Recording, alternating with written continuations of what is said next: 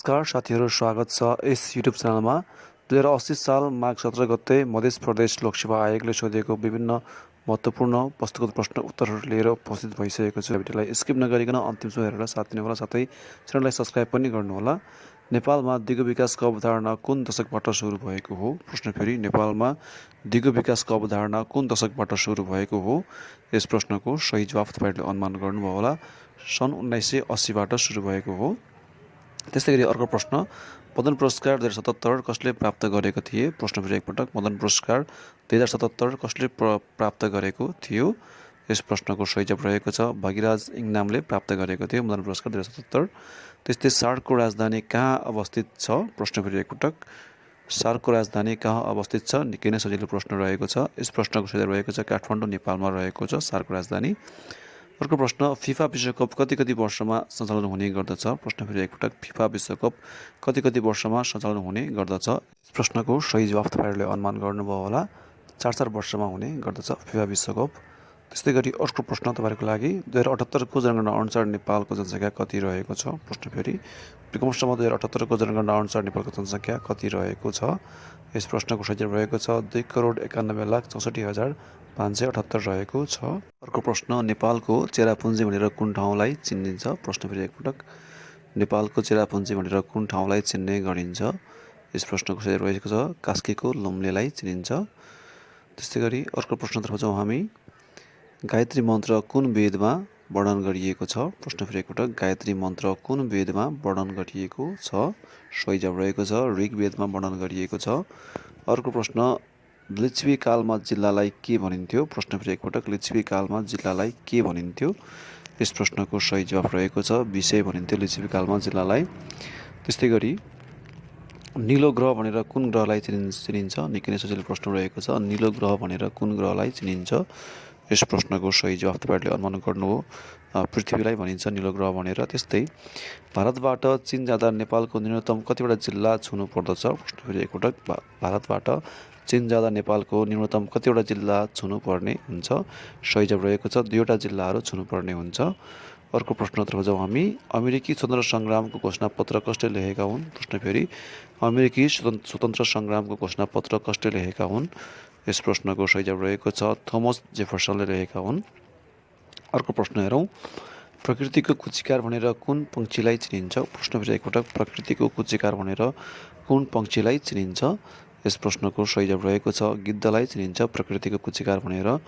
अर्को प्रश्न हेरौँ, सिद्धपोखरी कुन जिल्लामा पर्दछ? प्रश्न फेरि एकपटक, सिद्धपोखरी कुन जिल्लामा पर्दछ?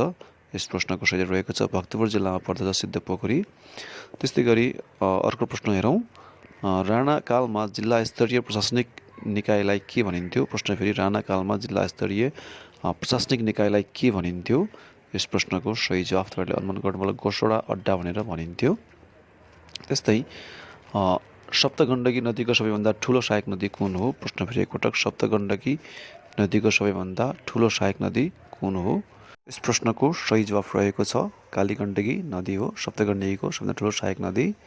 सिरजुडा मिलान प्रश्न रहेको छ जहाँ चाहिँ सहारा अफ्रिका महादेशमा रहेको छ, ग्रेट भिक्टोरिया अस्ट्रेलिया महादेशमा रहेको छ, गोबी मरुभूमि एसिया महादेशमा रहेको छ र पाटागोनियन मरुभूमि दक्षिण अमेरिकामा रहेको छ। त्यस्तै गरी सेती राजमार्गको सुरुवाती बिन्दु र अन्तिम बिन्दु कुन जिल्ला हो? प्रश्न फेरि, सेती राजमार्गको सुरुवाती बिन्दु र अन्तिम बिन्दु कुन जिल्ला रहेको छ?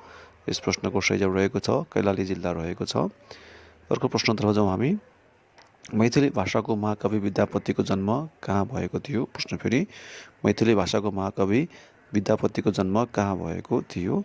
यस प्रश्नको सही जवाफ रहेको छ मधुबनी भारतमा भएको थियो।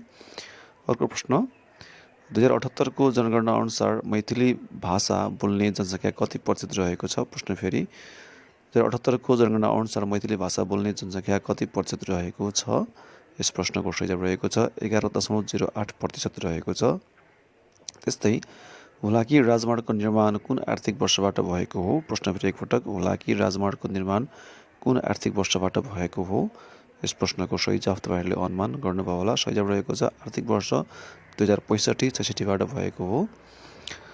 वातावरण दिवस 2021 को नारा के थियो? प्रश्न फेरि एकपटक, वातावरण दिवस 2021 को नारा के थियो? यस प्रश्नको सही जवाफ रहेको छ रिइमेजिन, रिक्रिएट र रिस्टोर रहेको थियो। त्यस्तै अर्को प्रश्न तपाईँहरूको लागि, कुनलान हिमाल कुन देशमा रहेको छ? प्रश्न फेरि एकपटक, कुनलान हिमाल कुन देशमा रहेको छ? यस प्रश्नको सही जवाब रहेको छ चीनमा रहेको छ यो हिमाल। त्यस्तै देखाएका हिमालमा ठुलोबाट सानो क्रम मिलाउनुहोस् भनिएको छ, जहाँ चाहिँ अप्सनहरू दिएको थियो धौलागिरी, अन्नपूर्ण, चोयु र मकालु, 4 हिमालहरू दिएका थिए। यस प्रश्नको सही जवाब रहेको छ मकालु, चोयु, धौलागिरी र अन्नपूर्ण रहेको छ ठुलोबाट सानो क्रममा।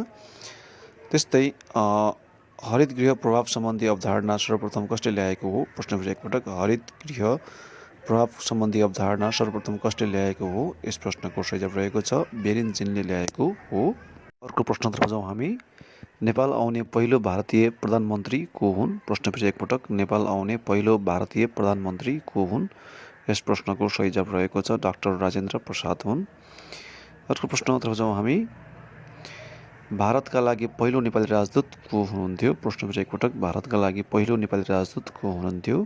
यस प्रश्नको सही जवाब रहेको छ सिंह प्रसाद जबरा हुन् भारतका लागि पहिलो नेपाली राजदूत। क्षयरोग भ्याक्सिन कुन हो? प्रश्न फेरि एकपटक, क्षयरोगको भ्याक्सिन कुन हो? सही जवाब रहेको छ प्रश्नको BCG हो क्षयरोगको भ्याक्सिन।